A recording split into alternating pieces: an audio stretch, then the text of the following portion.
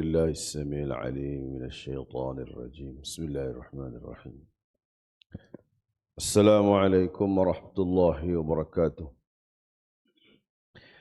إن الحمد لله نحمده ونستعينه ونستغفره ونعوذ بالله من شرور أنفسنا ومن سيئات أعمالنا من يهده الله فلا مضل له ومن يضلله فلن تجد له وليا مرشدا أشهد أن لا إله إلا الله وحده لا شريك له وأشهد أن محمدا عبده ورسوله اللهم صل على سيدنا محمد وعلى آله وأصحابه من استنى بسنته إلى يوم الدين قال الله تعالى يا أيها الذين آمنوا اتقوا الله حق تقاته ولا تموتن إلا وأنتم مسلمون يا أيها الناس اتقوا ربكم الذي خلقكم من نفس واحدة وخلق منها زوجها وبث منهما رجالا كثيرا ونساء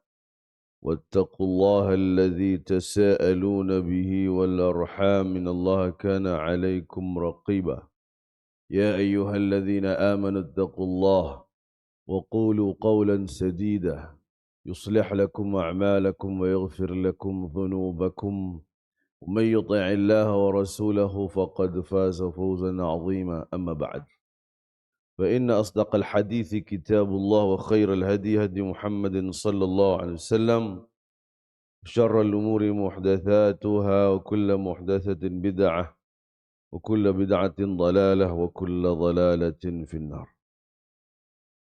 Yang berusaha barisan pentadbir Surau Haji Maksum yang dimuliakan tuan-tuan imam, tuan-tuan Bilal, tuan-tuan siap gawai dan ariatan kuasanya, tuan-tuan yang sentiasa mengimarahkan rumah-rumah Allah Subhanahu wa taala. Muslimin muslimat, hadirin dan hadirat tetamu Allah Subhanahu wa taala. Alhamdulillah, mari sama-sama kita bersyukur dan bertakwa kepada Allah Azza wa Jal yang telah mengurniakan dan merezekikan kita dengan kurniaan yang banyak serta nikmat yang tidak terbilang.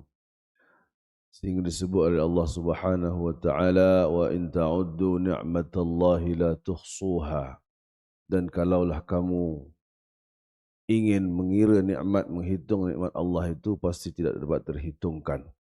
Maka syukur kita banyak-banyak kepada Allah kerana pagi ini kita masih lagi diberi izin Allah dan peluang sehingga kita dapat memenuhi rumah Allah ini untuk melaksanakan tuntutan.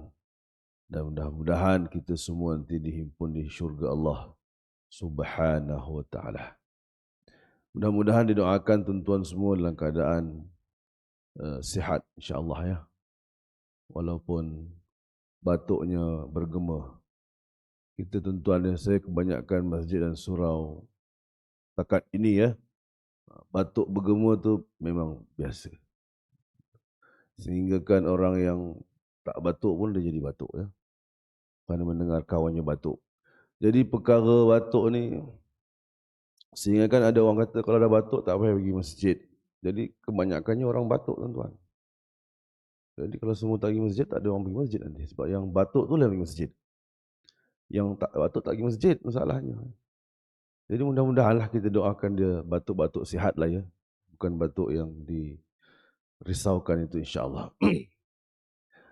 InsyaAllah pagi ini saya kongsi dengan tuan-tuan insyaAllah satu kisah daripada surat Al-Qalam, iaitu tentang Ashabul Jannah. Tuan punya kebun yang diceritakan Allah dalam surah Al-Qalam bermula ayat 17. So, bahawasanya kerana apa? Kerana cerita ini Allah bagi tahu kepada kita sebagai masal atau perumpamaan yang Allah berikan kepada orang-orang Quraisy Makkah ya. Dan nak bagi tahu persamaan mereka ini dengan Ashabul Jannah itu. Iaitulah Salah satunya ialah mereka tidak mensyukuri nikmat Allah Subhanahu wa taala. Sehingga Allah kata, kamu tak dengar ke kisah Ashabul Jannah itu? Kerana kisah itu sangat popular di kalangan orang-orang Quraisy. Nabi dah cerita ya. Dan kira-kiranya orang Quraisy ini tidaklah disebut sebagai yang mempunyai kebun yang seperti kisah Ashabul Jannah itu. Tapi persamaannya ialah iaitu kedua-dua puak ini atau kedua-dua kaum ini mereka tidak mensyukuri nikmat Allah Taala sehingga Allah beri mereka kita kata pengajaran ya.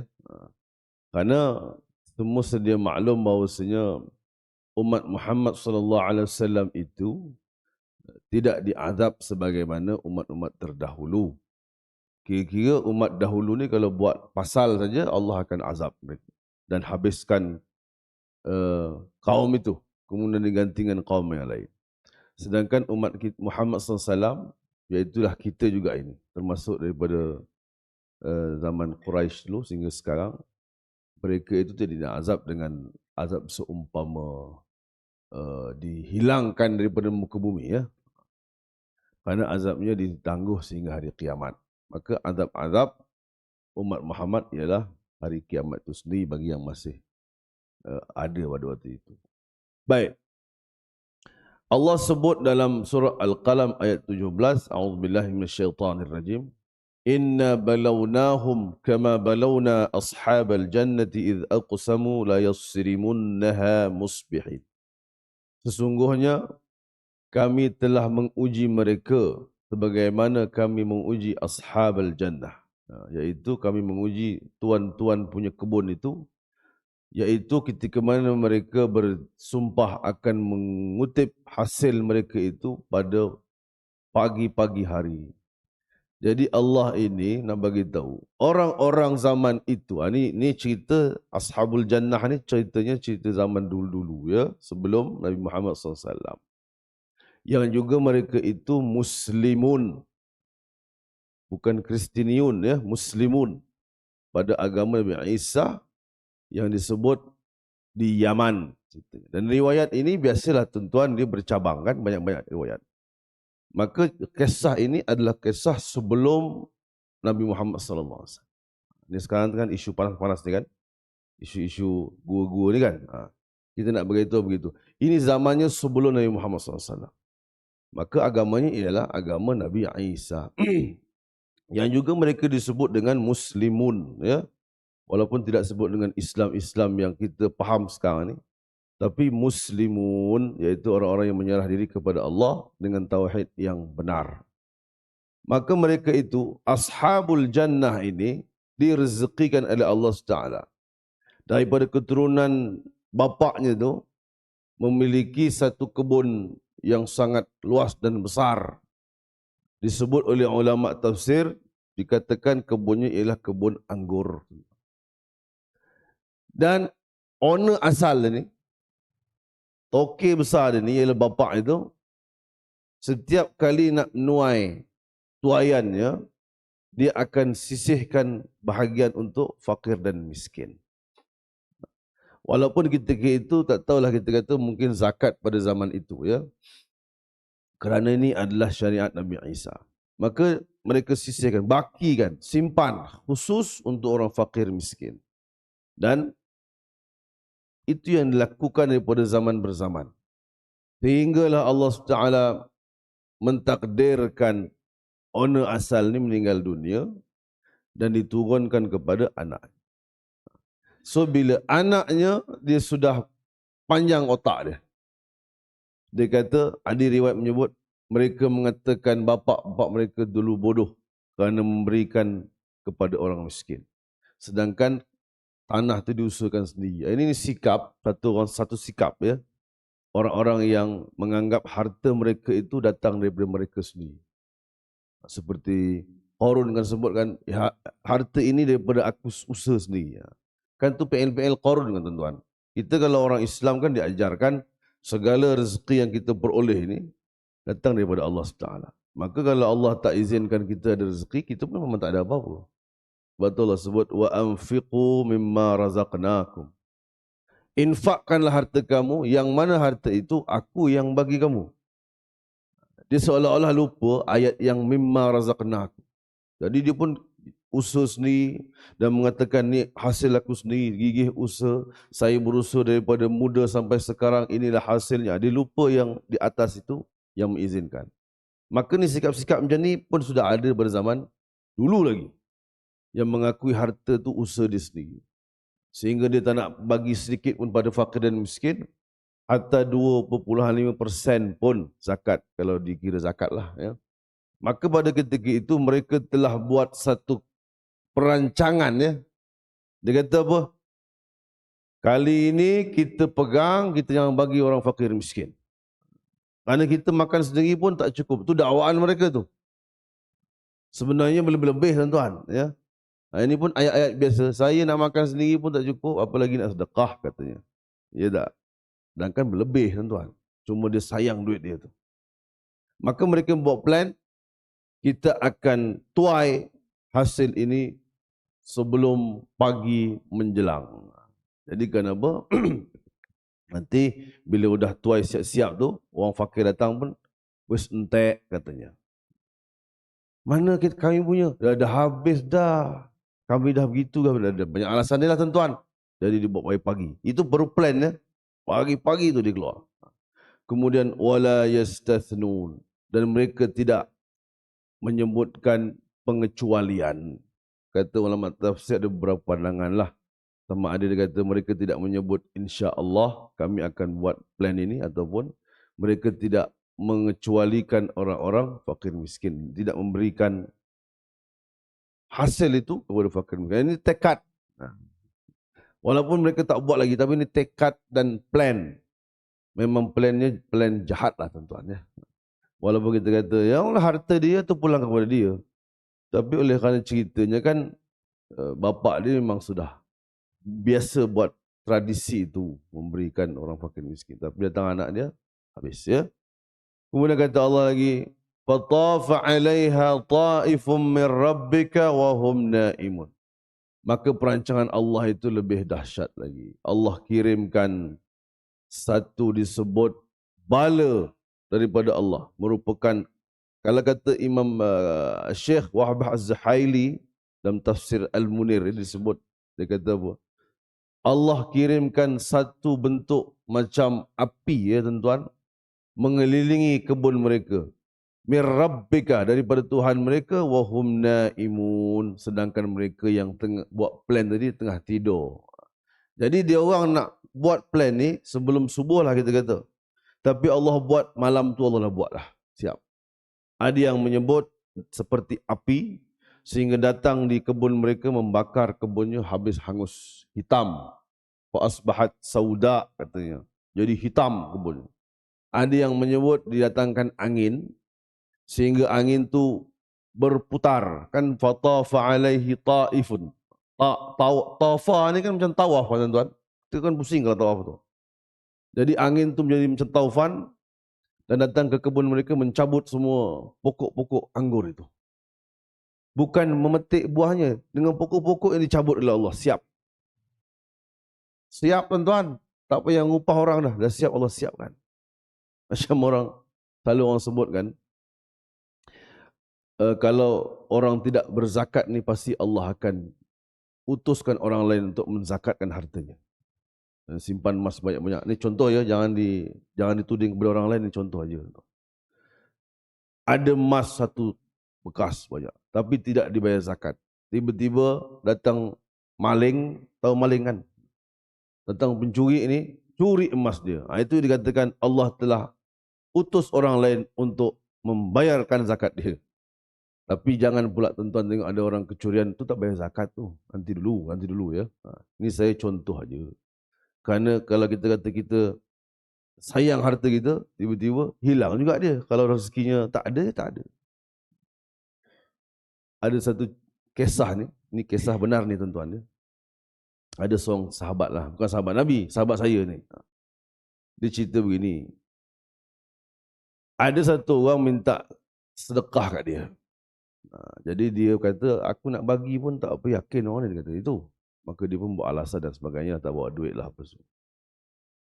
Besoknya keretanya rosak, tuan-tuan. Bila keretanya rosak, apa masalah itu ya? Rasanya dia punya alam tu. Alam dia ada problem ya, alam kereta.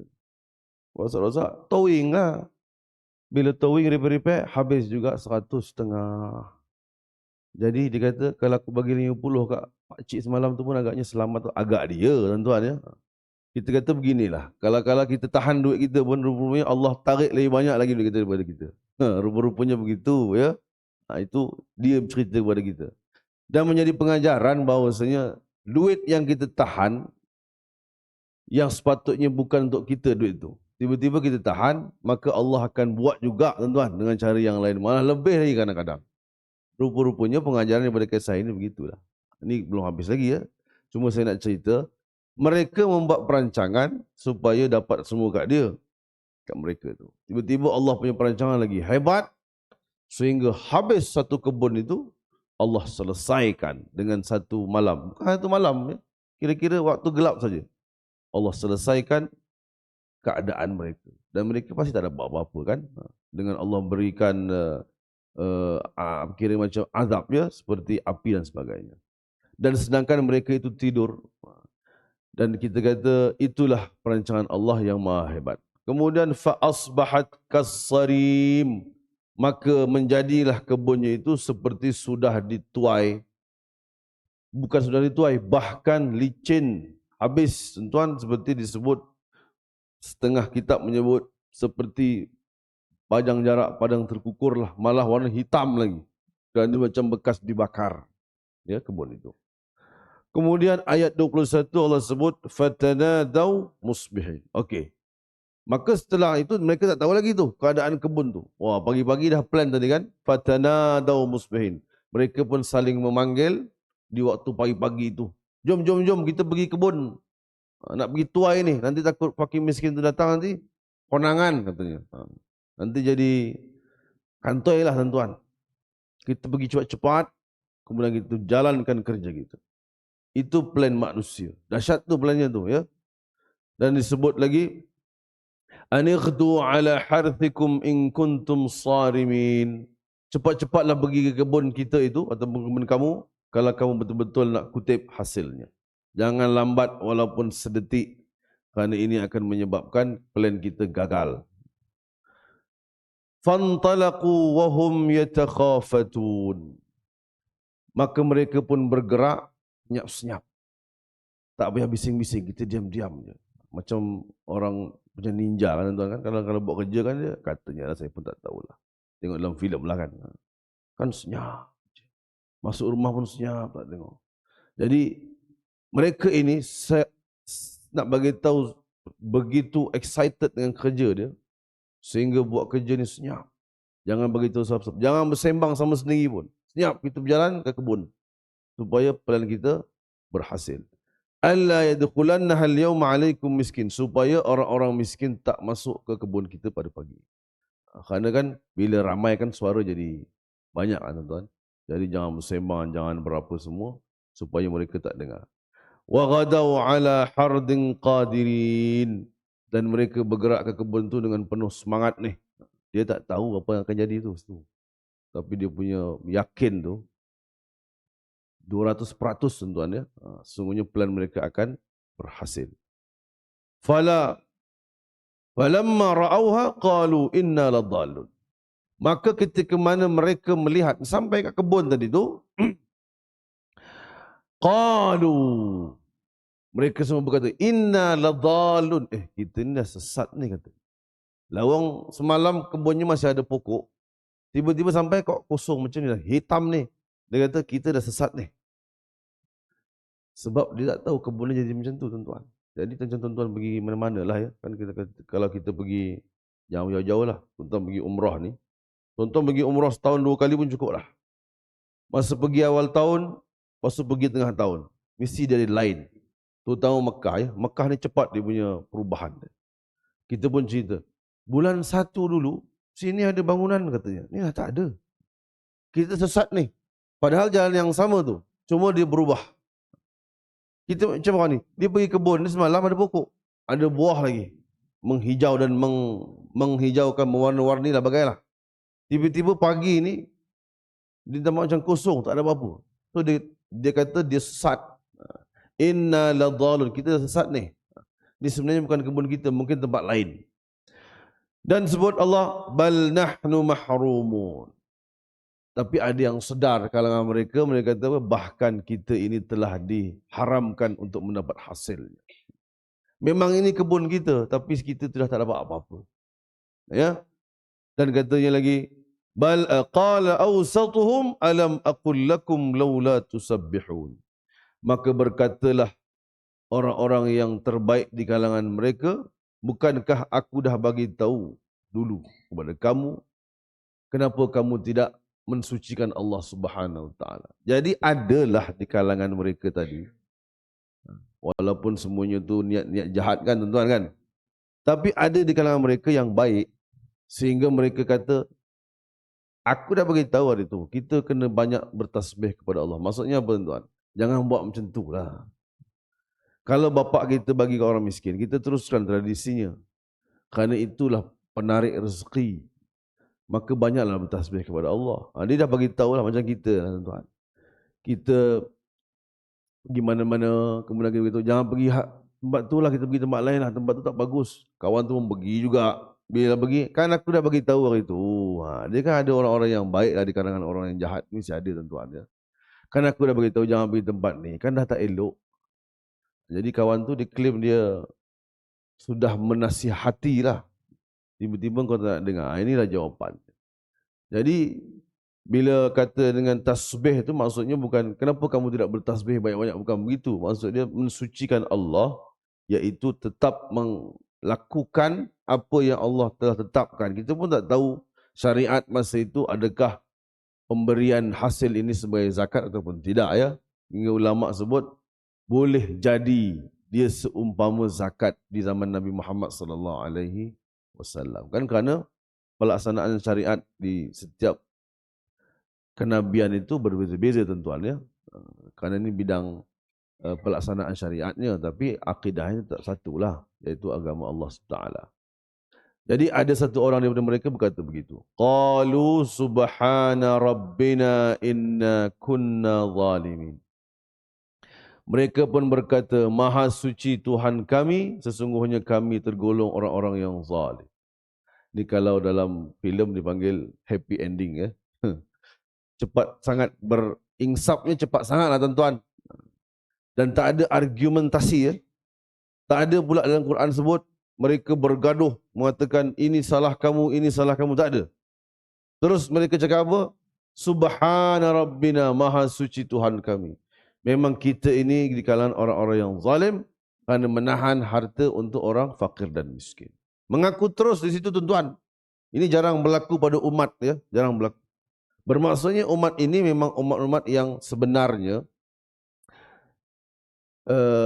kuat berpegang pada agama sebenarnya. Tapi itulah tuan-tuan, bila Nabi sebut, kan ada satu hadis Nabi SAW, Nabi kata apa?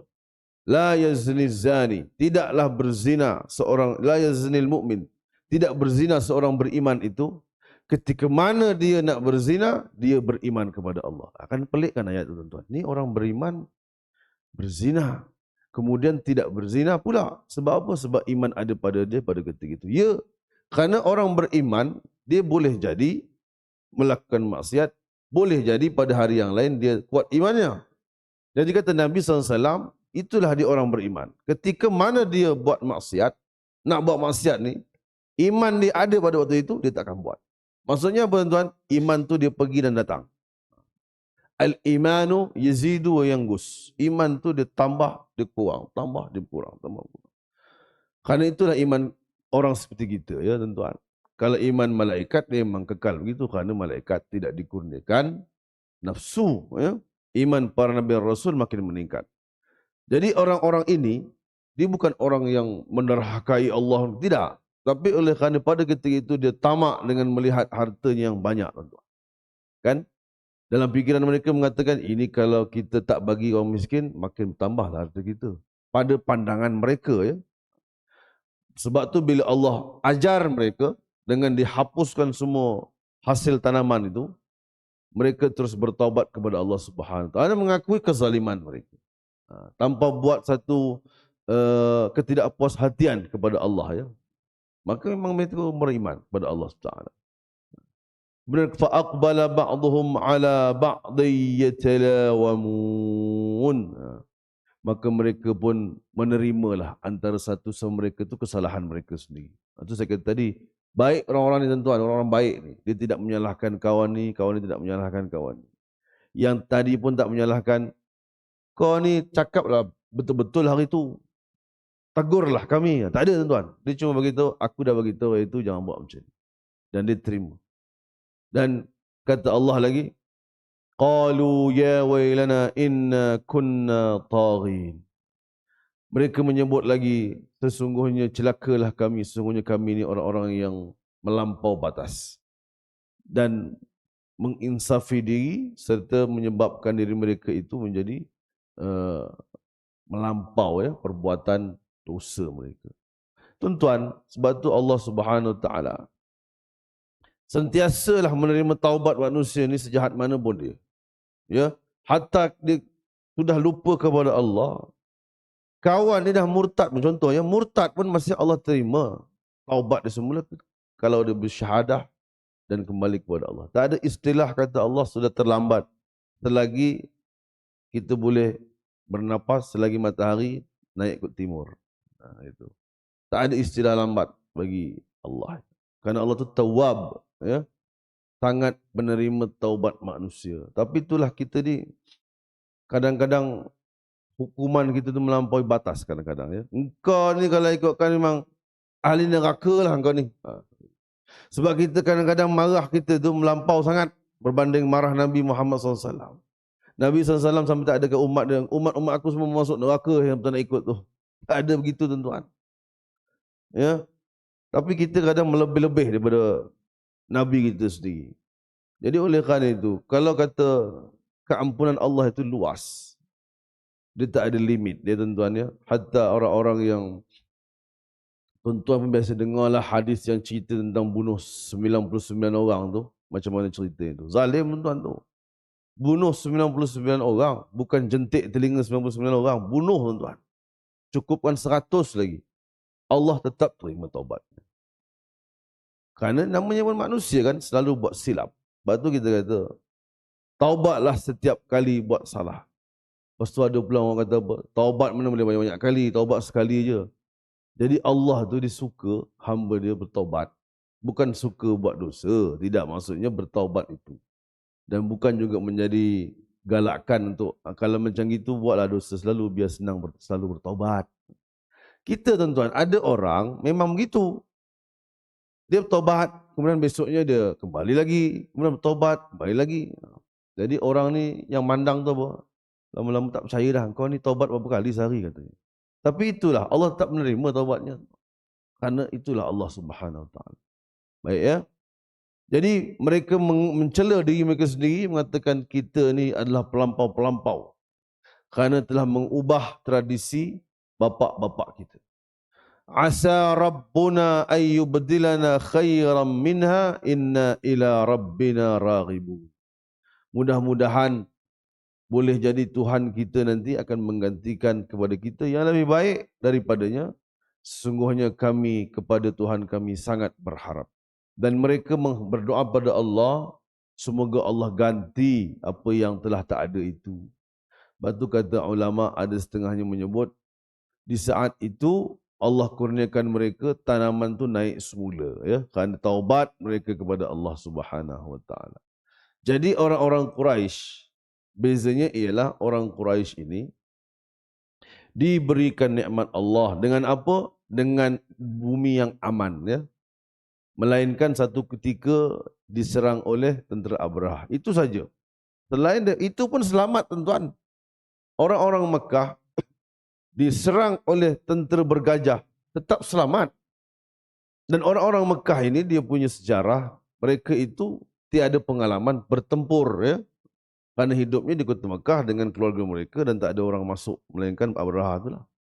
Sebab tu Abdul Muttalib, atuk Nabi SAW, dalam riwayat disebutkan bahawasanya Abraha itu datang untuk menyerang Kaabah. dan sebut kepada Abdul Muttalib, aku nak serang Kaabah kau ni. Siap sedia ya? Kata Abdul Muttalib, aku tak perlu risau kerana Kaabah itu ada yang jaga. Padahal Abdul Muttalib tu kafir kan tuan-tuan kan? Kafir musyrik lah. Tapi dia yakin juga bahawasanya yang namanya Baitullah itu ada yang menjaga. Sebab tu dia relax je. Dia tak buat apa-apa tuan. Dia tak ada buat perisai depan Kaabah. Tak ada. Tak ada buat kubu, tak ada. Dia relax je. Kerana dia tahu Mekah ni memang bumi yang aman. Sehinggalah dia patah balik dan sebagainya. Si gajah tadi tu kan tak jadi menyerang kan tuan. Dengan begitu takut diceritakan bahawa gajah tu macam nampak sesuatu dan takut dia lari ke belakang. Aman. Tak ada kacau bilau, boleh mendapatkan keuntungan lagi orang-orang Quraisy di Mekah. Yang merupakan satu nikmat yang besar daripada Allah. Sehingga kan dulu sebelum Nabi SAW menjenamakan semula, kita sebut rebranding lah ya, ibadat haji itu, orang-orang luar datang ke Mekah buat haji. Tapi hajinya ya haji campur-campur begitulah tuan-tuan ya. Tawaf pun tawaf, sembah berhala pun sembah berhala. Tapi perbuatan haji itu ada. Sehingga orang-orang luar Makkah datang ke Mekah untuk buat haji dan mendatangkan keuntungan kepada orang-orang Quraisy gitu. Niaganya dengan kena bayar duit masuk ke Mekah itu semua ada tuan-tuan ya. Sampai sekarang masih ada kan. Jadi daripada zaman Abu Jahal pun sudah ada visa itu. Nak masuk sana tu kena jumpa Abu Jahal dulu. Nak berniaga di Mekah untuk orang-orang haji, siqayah, memberi makan minum kepada orang haji, kena minta izin Abu Jahal dulu. Jadi itu nikmat yang Nabi sebut ni. Kamu dah diberi nikmat ini. Kemudian diberi kedudukan. Orang Quraisy kan diberi kedudukan tinggi kan tuan. Dari sudut salah silah. Kemudian diutus pula seorang Nabi di kalangan mereka juga. Muhammad sallallahu alaihi wasallam. Nikmat yang besar. Yang dicemburui oleh Bani Israel. Bani Israel ni pula sudah diberi Nabi itu banyak di kalangan mereka. Sudah para Nabinya banyak Bani Israel. Zakaria, Nabi Ayub, Nabi Yusuf, Nabi Yahya, Nabi Isa. Datang Nabi Muhammad SAW tak puas hati. Kenapa yang ni bukan Bani Israel? Sehingga dicemburui oleh Bani Israel. Dan orang Quraisy sangat beruntung dalam perkara ini. Sebab itu Nabi Allah SWT membuat perbandingan tidak syukurnya mereka pada nikmat Allah yang inilah. Tinggal lagi bezanya ialah pada insaf dan taubat mereka kepada Allah. Tidaklah semua orang Quraisy itu mengikut Nabi SAW, melainkan mereka menentangnya pula. Di situ terletaknya Allah kata, kamu ni aku dah bagi cerita tentang Ashabul Jannah. Masih tidak tahu lagi kah? Itu soalan Allah kepada orang-orang Quraisy. Sebenarnya juga kaedahnya ialah untuk orang-orang selain orang Quraisy pun sama tuan-tuan ya. Bila kisah-kisah ini disebut, tunjuk kepada kita, itulah tadi yang saya sebut tadi tu. Bila kita menahan harta kita daripada infak, maka sesungguhnya Allah akan tarik harta kita dengan cara yang lain. Ini kira-kira bukanlah ugutan ya, nanti kata mengugut. Tapi itulah yang berlaku sebenarnya. Kita rasa duit itu duit kita, harta itu harta kita ya. Tapi sebenarnya Allah tu lebih tahu ke mana nak bagi harta kita. Macam tadi yang saya sebut kereta rosak. Kita tak sangka benda tu jadi tuan. Kadang-kadang tak sangka sebab benda itu je rosak dan menghabiskan duit kita lebih daripada yang sepatutnya kita hulurkan pada orang. Patutnya begitu. Tapi itulah di perancangan Allah Subhanahu wa taala. Dan Allah kata pada ayat penutup kisah ini ialah kadzalikal azab wal azabul akhirati akbar law kanu ya'lamun. Demikian itulah yang dikatakan azab Allah. Walaupun dia tidak mengenai batang tubuh puak-puak ini, tapi hasilnya hilang, itu merupakan azab juga lah tuan-tuan. Tuan-tuan ada kebun contohnya kan. Jangan kata tuan-tuan lah, saya ada menanam lah di tempat tu, tanam pisang dan sebagainya. Kita dah tanam elok ubi tu kan. Minggu depan datang lagi, udah dicabut tuan-tuan. Siapa yang mencabut? Makhluk Allah juga. Yang berbulu-bulu tu. Dah, kita rasa macam mana? Kecewa lah kita. Dengan ubi dicabut. Anak pisang tu dirosakkan atas ini, bukan dia buat apa, dia dirosakkan. Kita pun marah kalau aku jumpa, memang aku sunat lah ketek ni kata. Monyet ni. Kita geram tu. Tapi nak buat macam mana dah itu. Kita boleh buat usaha je lah. Kita pagar ke, kita buat apa ke bagi. Sekarang kan ada teknologi pagar elektrik solar tu kan. Jadi saya bubuh lah tu. Pagar elektrik solar tu. Dia kurang lah datang juga. Mungkin dia mengorbankan kawan dia seorang. Kemudian kawan lain masuk mungkin boleh jadi. Tapi jarang sangat, alhamdulillah lah. Jadi sempatlah tumbuhan tu naik. Tuan-tuan pun sama kan kalau kecewa. Tanam di tepi ni. Ada saya buat kuliah di Kerayung. Dia cerita dia menanam ubi tepi tanah Rizab. Ya. Habis tuan-tuan kena sondol dengan makhluk Allah juga yang bulu yang pendek sikit tu. Yang tadi yang berekor panjang, yang ni berekor pendek. Kan kecewa kan? Ini apatah lagi satu kebun yang besar dan banyak. Insaf sedikit lah. Tapi bukanlah kita kata bila disondol tu maknanya kau ni tak bayar zakat ni. Ya belum tentu juga kan. Sebab binatang tu memang kerja dia cari makan kan. Maknanya kalau kita ada usaha dan ikhtiar untuk menghalang mereka, ya boleh buat, ya buat. Kalau dah buat juga. Ada seorang sahabat ni, dia menanam nanas tuan ya. Di satu tempat lah. Betul-betul tanam punya banyak ni. Memang projek. Cuma dia tak bubuh pagar itu. Pagar macam tadi lah. Sebab sekarang ni banyak orang buat pagar elektrik. Dikerjakan dengan makhluk tu tuan. Habis tanaman nanas dia dan dia terus tutup buku, tak nak buat lah dia. Tak nak buat langsung lah tuan. Bukan kata cuba lagi ke. Tak ada. Memang tak nak buat. Dia kata dia jauhnya kapok aku. Dia serik tuan. Dia tak nak buat. Kalau kita kan, kalau orang-orang yang bersemangat ni, bubuh buat sekali lagi, bagi halangan pagar dan sebagainya. Tapi kita kata ada orang dia tak boleh. Dia kecewa dengan binatang ni. Sampai dia kata, aku tengok muka dia pun aku menyampah lah katanya. Muka makhluk tu lah, monyet tu. Tapi dah macam mana dia memang kerja, cek makan begitu kan. Maka kita ini bila kata azab, Allah kata kadzalikal azab. Itulah yang Allah turunkan kepada mereka. Tunjuk pada kita. Tetapi ingat, wal azabul akhirati akbar. Tetapi sesungguhnya azab akhirat itu lebih besar. Ini baru dicabut dengan monyet sikit-sikit ni, kau dah kecewa macam ni, azab akhirat lagi besar. Dan tak ada penyudahnya dan tak ada kita panggil selamatnya. Bila azab akhirat tak selamat tuan-tuan. Selagi kita di dunia ni, kita masih selamat. Kalau buat dosa pun masih boleh taubat. Kalau buat kesilapan masih boleh diperbetulkan. Kalau buat silap dengan orang, masih lagi boleh minta maaf. Tapi bila sampai sana nanti, kata Nabi SAW dalam satu hadis, la yaqbalullah yawmal qiyamah sarfan wala adlan. Tidak akan diterima oleh Allah pada hari kiamat perbuatan sunatnya dan wajibnya pada hari itu. Ya, kerana pintu sudah ditutup. Sebab itu bila masih ada peluang kan.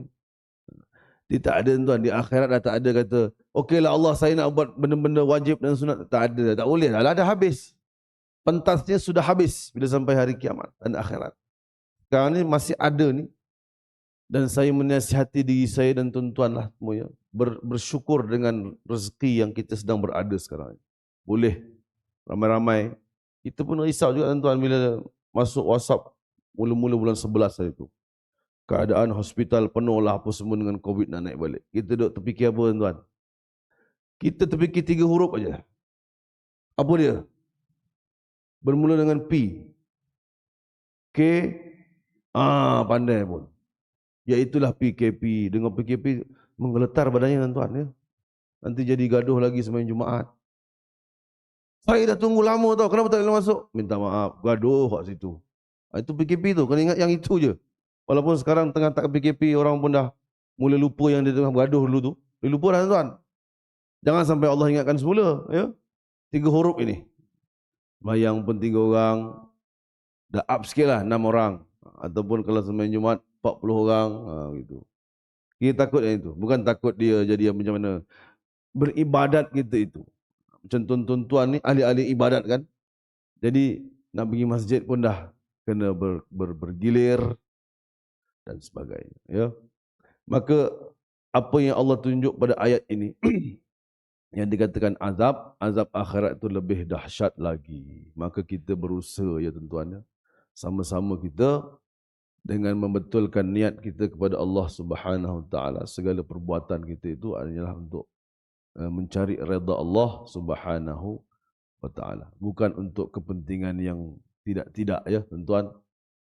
Macam kita kata, alhamdulillah lah, salah satunya yang isu tengah panas sekarang ni kan tentang Ashabul Kahfi. Maka orang ramai dapat maklumat dan ilmu tentang Ashabul Kahfi secara tidak langsung ya. Kita jangan cerita dalam bab lain. Kita cerita secara tidak langsung, orang yang tak tahu pasal itu pun dia baca artikel. Kan banyak ustaz-ustaz buat pencerahan tu tentang Ashabul Kahfi. Jadi orang boleh baca, oh Ashabul Kahfi ni begini. Daripada tak tahu apa-apa ni, kan ramai tuan-tuan kita kata. Mungkin tuan-tuan tahu sebab tuan-tuan selalu pergi masjid dan surau. Orang yang tak pernah melalui proses ini, kadang-kadang tak tahu apa-apa tentang cerita penghuni gua lah, cerita tentang inilah. Karena kalau dia tak datang kuliah dan tak baca buku, dia tak tahu apa-apa tuan-tuan.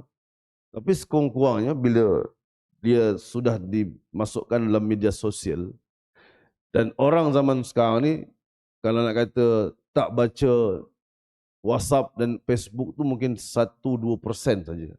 Kerana selebihnya mesti baca lah tuan-tuan. Jadi setidak-tidaknya mereka tahu kisah yang ada dalam Quran itu, 7 pemuda yang beriman itu.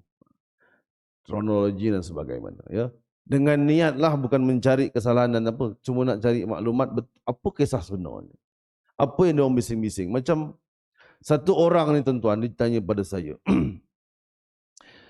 Kawan lah tuan, tapi dia budak lagi, dalam 20-an gitu ya. Baru dalam bidang pendidikan tu kira barulah 2-3 tahun. Dia tanya saya, perempuan. Dia kata, Ustaz, kenapa ya Palestin dengan Israel tu tak boleh baik katanya. Asyik bergaduh aja katanya. Tuan-tuan kalau tak terima soalan macam ni nak jawab macam mana tuan? Kita dalam kepala kita apa? Budak ni memang tak tahu sejarah dia. Sampai dia kata apa? Kan elok kalau Palestin tu berbaik-baik dengan Israel. Bukannya Israel tu berbaik dengan Palestin dia kata. Maka dia menuduh Palestin itu ialah orang yang degil katanya. Saya pun begini, kau buka ni, kau baca, saya bagi link dia. Sejarah penubuhan Israel.